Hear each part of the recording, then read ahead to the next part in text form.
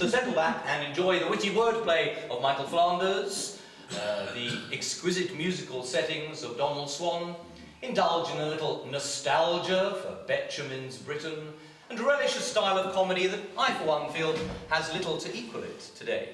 And where better to begin than with one of the animal songs of Flanders and Swann, another gala occasion indeed, though with perhaps a slightly more exotic setting.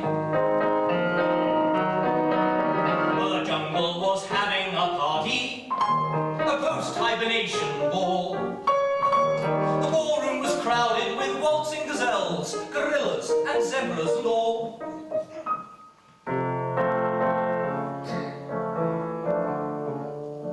But who is this animal, almost in tears, pretending to powder her nose? A poor little warthog who sits all by herself in a pink satin dress with blue bows. Once more she's nobody's choice, as she sings in a sad little voice.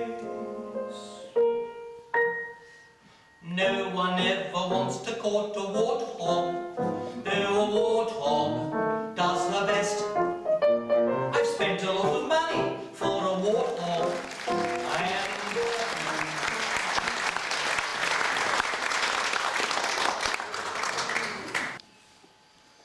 It's awfully bad luck on Diana. Her ponies have swallowed their bits. She fished down their throats with a spanner and frightened them all into fits. So now she's attempting to borrow. Do lend us some bits, Mummy, do. I'd lend her my own till tomorrow, but today I'll be wanting them too.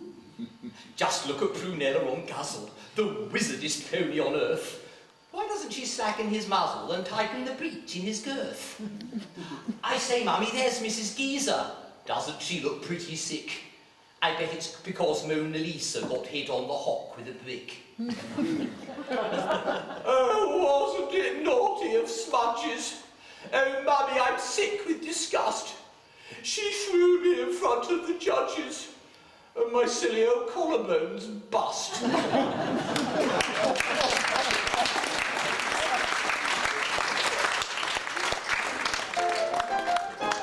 We're terribly house and garden at number 7B. We live in the most amusing muse, ever so very contemporary. We're terribly house and garden, the money that one spends to make a place that won't disgrace our house and garden friends. We planned an uninhibited interior decor, curtains made of straw, we've wallpapered the floor. We don't know if you like it, but we're absolutely sure there's no place like home sweet home. Oh yes, we're terribly house and garden at number 7B. We've rediscovered the chandelier, ever so very contemporary. We're terribly house and garden. Now at last we got the chance. The garden's full of furniture and the house is full of plants. We actually live in 7A, in the house next door.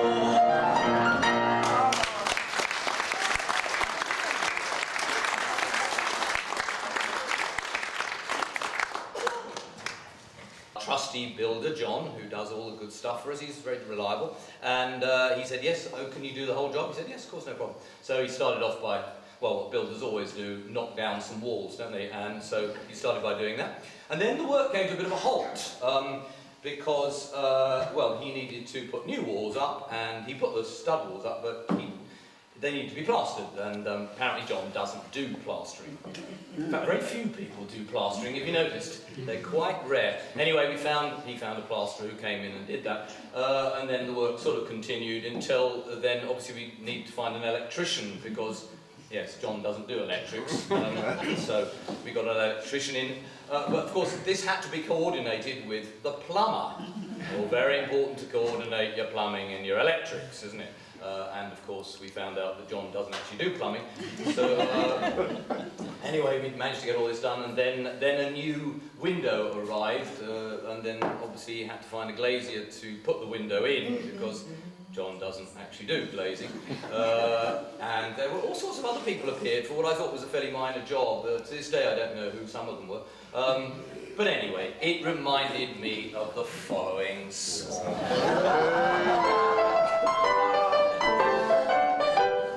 "'Twas on a Monday morning, the gas man came to call. The gas tap wouldn't turn, I wasn't getting gas at all. He tore off all the skirting boards to try and find the main, and I had to find a carpenter to put them back again. Oh, it all takes work for a working man to do. 'Twas on a Tuesday morning, the carpenter came round. He hammered and he chiselled and he said, "Look what I found! Your joists are full of dry rot, but I'll put it all to rights." Then he nailed right through a cable, and out went all the lights. Oh, it all makes work for a working man to do. 'Twas on a Wednesday morning, the electrician came. He called me Mr. Sanderson, which isn't quite my name. He couldn't reach the fuse box without standing on the bin, and his foot went through the window, so I called the glazier in. Oh, it all makes work for the working man to do. 'Twas on a Thursday morning, the glazier came along with his blowtorch and his putty and his merry glazier song. He put another pane in, well, it took no time at all, but I had to call a painter in to come and paint the wall. Oh, it all makes work for the working man to do. 'Twas on a Friday morning, the painter made a start. With undercoats and overcoats, he painted every part, every nook and every cranny. But I found when he was gone that he painted over the gas tap. I couldn't get it all. It all makes work for a working man to do. On Saturday and Sunday, well, they do no work at all. So it was on the Monday morning that the gasman came to call.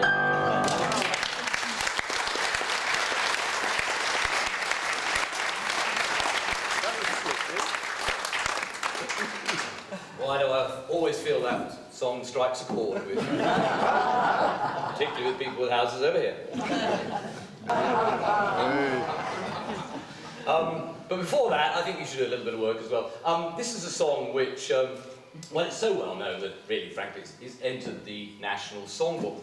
A bit like Gilbert and Sullivan, Flanders and Swann seem to have sort of attained this status of national treasures, and their songs are living on very gratifyingly. When I was playing this song some years ago, my, at that time, rather small nieces and nephews were able to sing along with it, because apparently they got it on one of their children's CDs. So I'm trusting that you will know it as well.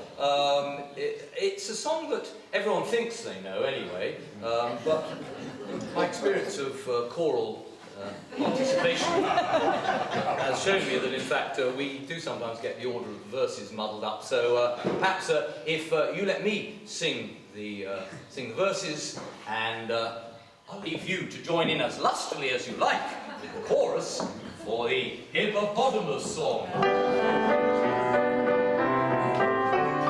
A bold hippopotamus was standing one day by the banks of the cool Shalimar.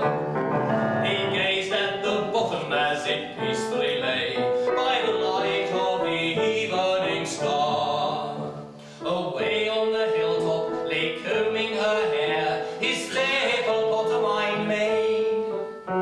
This hippopotamus was no ignoramus, and sang her this sweet serenade.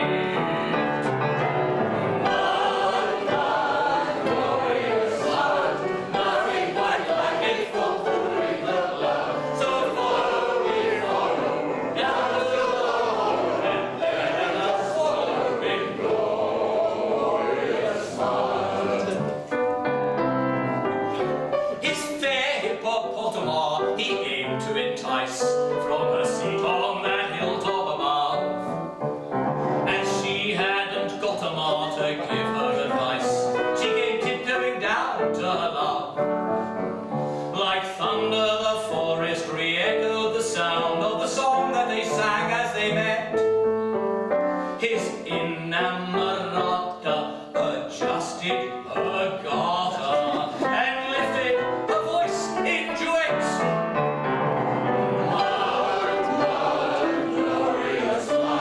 Nothing quite like it for cooling the blood. So the follow we follow down to the hall, and there let us swallow in glorious smile.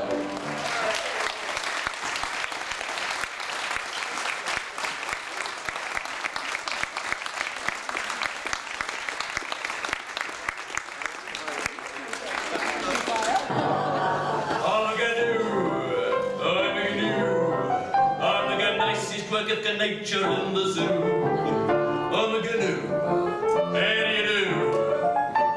You really ought to know who's who. I'm a canoe, spelled G-N-U. I'm not a camel or a kangaroo.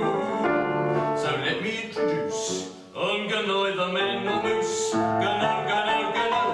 I'm a canoe. And you thought that was the end of the story? Have I got good news for you?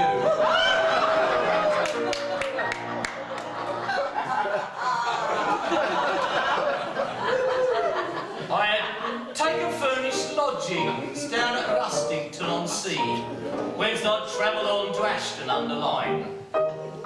And the second night I stayed there, I was wakened from a dream, which I'll tell you all about some other time. Among the hunting trophies on the wall above my head, stuffed and mounted, was a face I thought I knew. A bison, an okapi. Could it be a hartebeest? Then I seemed to hear a voice. I'm a canoe. I'm a canoe, another canoe. I wish I could gnash my teeth at you. I'm a canoe, and you do.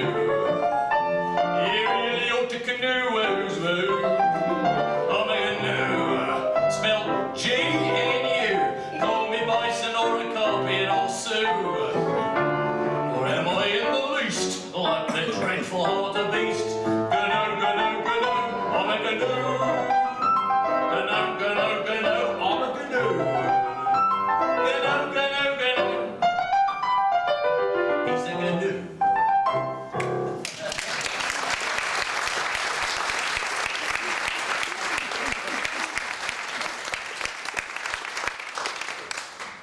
I did that song for well, I was actually asked to adjudicate at a local private school's talent contest. They were really hard up for celebrities in my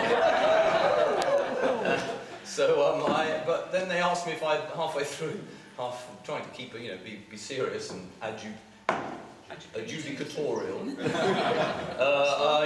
They then said, could I think it was made that word up. They asked if I could sing a song for them, and they said junior, so I sat down and did the canoe. I thought they might get that, but most of them were utterly bemused, not amused.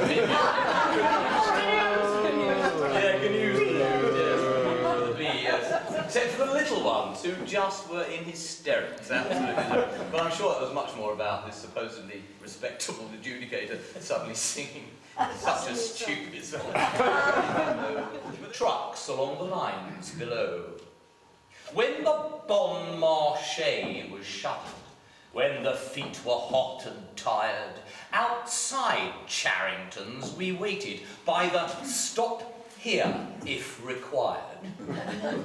Launched aboard the shopping basket, sat precipitately down, rocked past Svansiger's the baker, and the terrace blackish brown, and the curious Anglo-Norman parish church of Kentish town. Till the tram went over 30, sighting terminus again, past municipal lawn tennis and the bobble hanging plain.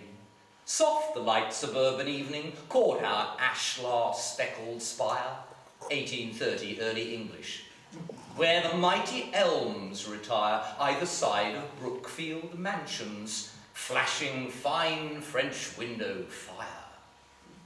Oh, the after tram ride quiet, when we heard a mile beyond silver music from the bandstand, barking dogs by Highgate Pond. Up the hill, where stucco houses in Virginia creeper drown, and my childish wave of pity, seeing children carrying down sheaves of drooping dandelions to the courts of Kentish Town.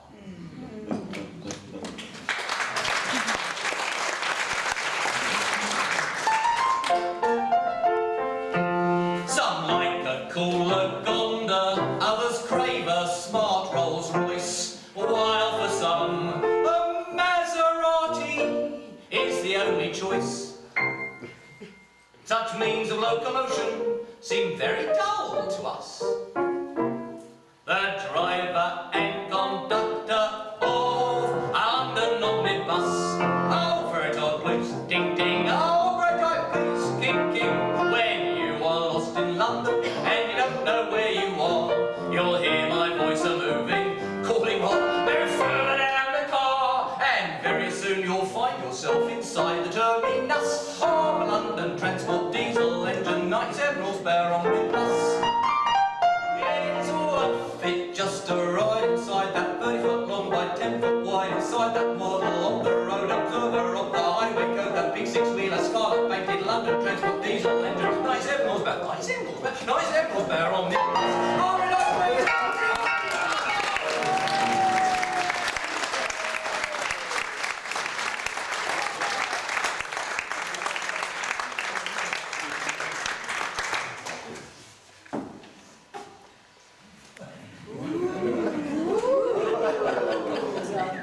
That's as far as it goes. For the fee I'm being paid.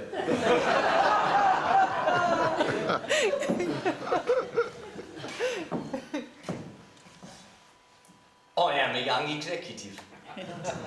No cuffs and minor cleaner. I have a slimline briefcase and I use the firm's Cortina. In every roadside hostelry from here to Burgess Hill, the maitre d'hotel all know me well and let me sign the bill. You ask me what it is I do?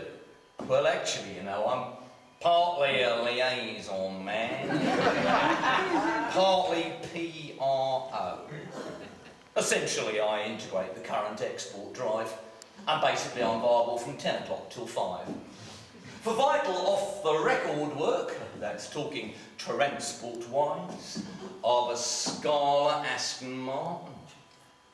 Does she go? She flies! Pedestrians and dogs and cats, we mark them down for slaughter. I also own a speedboat, which has never touched the water. She's built of fiberglass, of course. I call her Mandy Jane after a bird I used to know. No soda, please, just plain. And how did I acquire her? Well, to tell you about that and to put you in the picture, I must wear my other hat. I do some mild developing. The sort of place I need's a quiet country market town that's rather run to see. A luncheon, a drink or two, a little savoir faire. I'll fix the planning officer, the town clerk and the mayor. And if some preservationist attempts to interfere, a dangerous structures notice from the borough engineer will settle any problems that are standing in our way. The modern style, sir, with respect, has really come to stay. Cheers.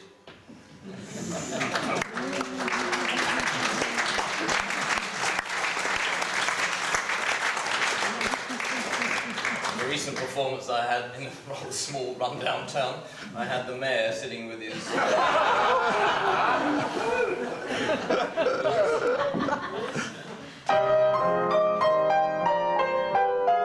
When a man comes bouncing into a room with a couple of girls in tow, when he sets up a cry of drinks all round and a table for 6 please Joe, when he kisses the barmaid, knocks down the dartboard, yells for the cabaret, when you're wondering whether you might move on, someone is sure to say,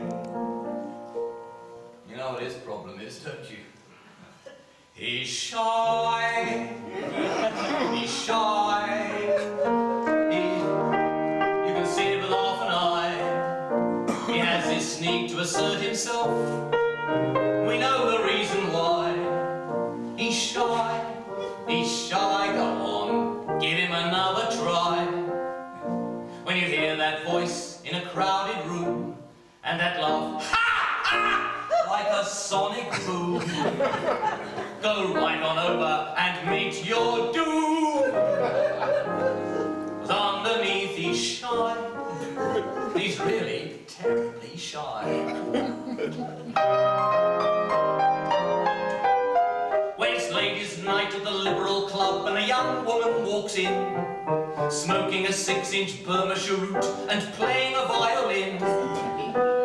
When she jumps on the table, slips off her sable, asking, "Who wants a lark?" Then the elderly gentleman who signed her in will tentatively remark, "She's shy." Yes, she's shy, really. She's as sensitive as you or I. So sad she has to behave this way, it makes you want to cry. She's shy, yes, she's shy. Really, you can see it with half an eye. And though she's published a book called I Confess, and her private life is a public mess,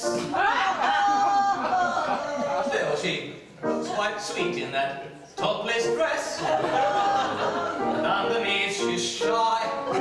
Yes, she's really terribly shy.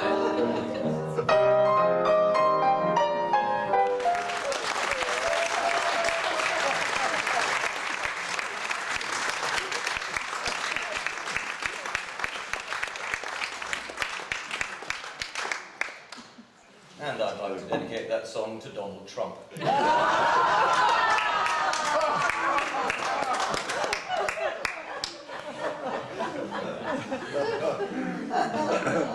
About this point in a Flanders and Swann evening, Michael Flanders would introduce his classical music interlude, remarking with some pride that he'd been learning the French horn, a very difficult instrument, and had made enough progress to be able to offer the audience that evening a movement from one of the famous Mozart horn concertos.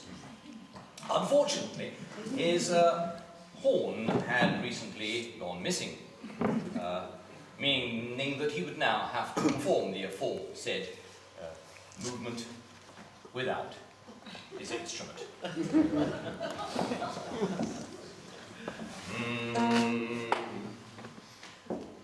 I once had a whim and I had to obey to buy a French horn in a second-hand shop. I polished it up and I started to play it in spite of the neighbors who begged me to stop.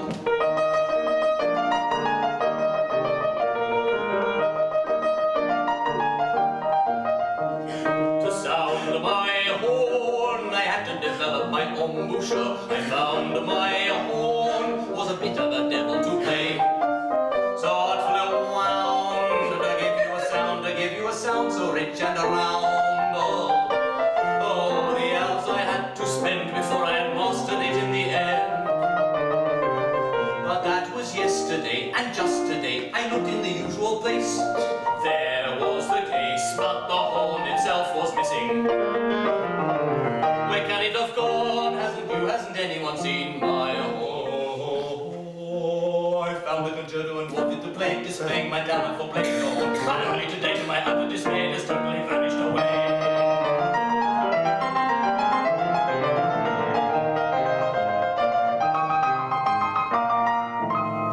I practiced the horn and was longing to play it, but somebody took it away. I practiced the horn and was longing to play it, but somebody took it away.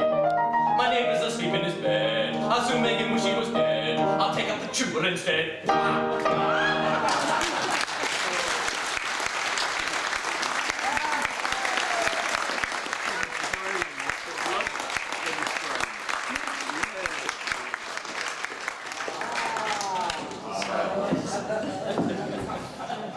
Miss J. Hunter Dunn, Miss J. Hunter Dunn, furnished and burnished by Aldershot's sun. What strenuous singles we played after tea. We in the tournament, you against me. Love 30, love 40, a weakness of joy, the speed of a swallow, the grace of a boy. With carefulest carelessness gaily you won. I am weak from your loveliness, June Hunter Dunn. Miss June Hunter Dunn, Miss June Hunter Dunn, how mad I am, sad I am, glad that you won. The warm-handled racket is back in its press, but my shock-headed victor, she loves me no less. Her father's euonymus shines as we walk and swing past the summer house, buried in talk, and cool the veranda that welcomes us in to the 6 o'clock news and the lime juice and gin. We sat in the car park till 20 to 1. And now I'm engaged to Miss June Hunter Dunn.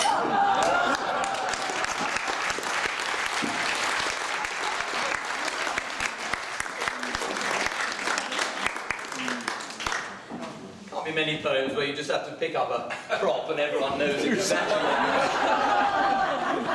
what Misalliance.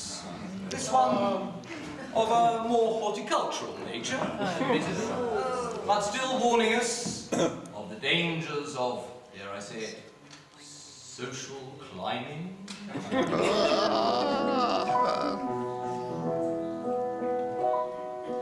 Fragrant honeysuckle spirals clockwise to the sun, and many other creepers do the same. Some climb anti-clockwise, the bindweed does for one, or convolvulus to give her proper name. Rooted on either side a door, one of each species grew, and raced towards the window ledge above. Each corkscrew to the lintel in the only way it knew, then stopped, touched tendrils, smiled, and fell in love.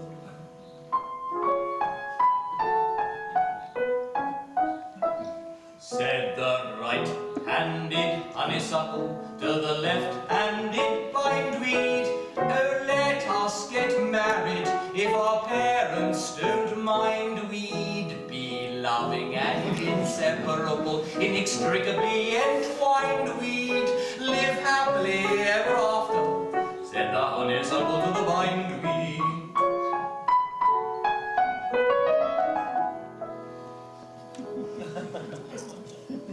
Together they found them. The very next day they had pulled up their roots, just shriveled away, deprived of that freedom for which we must fight, to veer to the left or to veer to the right.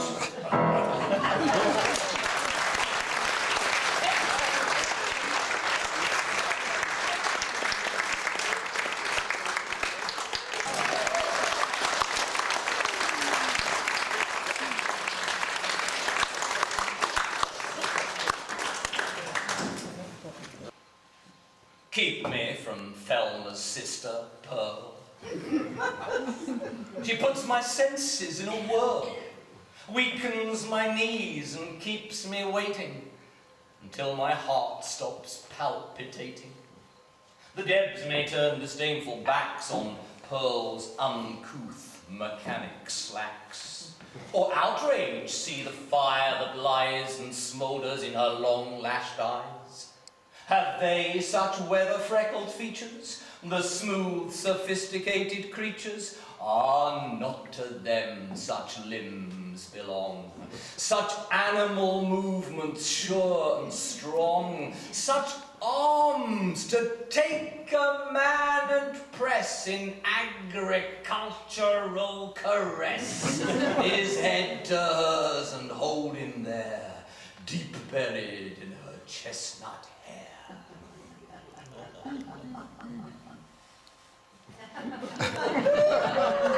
God shrive me from this morning lust for supple farm girls.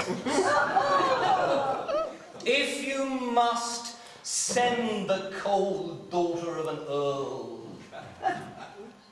but spare me Thelma's sister, Pearl.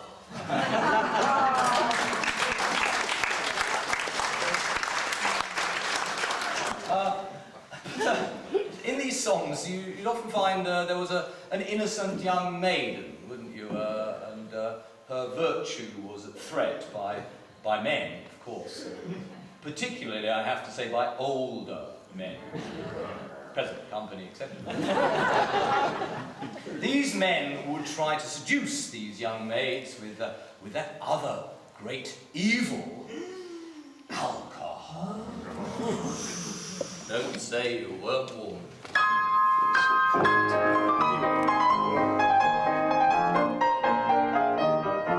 She was young, she was pure, she was new, she was nice. She was fair, she was sweet 17. He was old, he was vile, and no stranger to vice. He was bad, he was base, he was mean. He had slyly inveigled her up to his flat to view his collection of stamps, all perforated. And he said as he hastened to put out the cat, the wine, his cigar, and the lamps, "Have some, Madeira, Madeira. I'm not trying to tempt you, that wouldn't be right. You shouldn't drink spirits at this time of night. Have some Madeira, Madeira. It's very much nicer than beer. I don't care for sherry. One cannot drink stout. And port is a wine I could well do without. It's simply a case of chancre, ass, or gout. Ha! Have some Madeira, Madeira.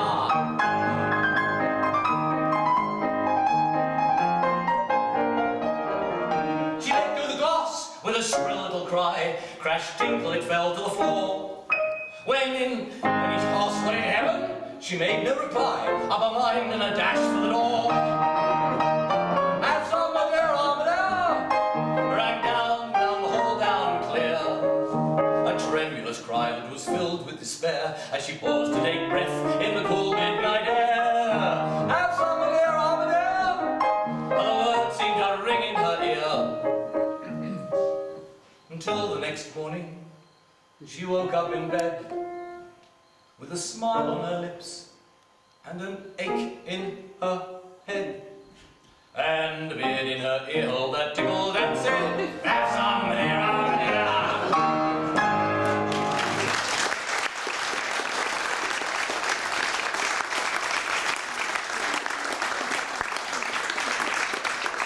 Anyway, Flanders and Swann thought one of the things we were missing was a good, rousing, patriotic song, such as other nations have at their disposals at times of national insecurity, the sort of things that re-establish that sense of identity and superiority. I think the French don't have any problem, do they? They have that song, La Marse, was it the Mayonnaise? I do remember that this was written at a time perhaps before PC things came in, and it had to be nice to everybody, and no humour could possibly upset anybody. This is the opposite. It risks upsetting absolutely everybody except English people. But in interesting ways, a lady came up to me after a performance some while ago and did object to my having finished with this song. And I noticed she had a strong South African accent. And I said, well, what was the problem? I didn't even mention South Africa. She said, exactly!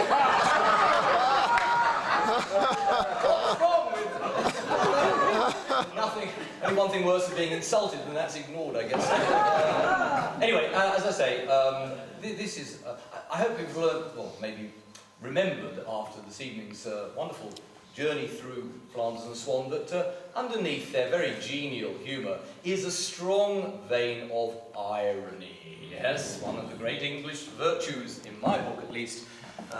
And bear that in mind, please, if you are Welsh, Scots, Irish, or anybody else than English. But underneath that feigned self-deprecation of the English, perhaps it's true.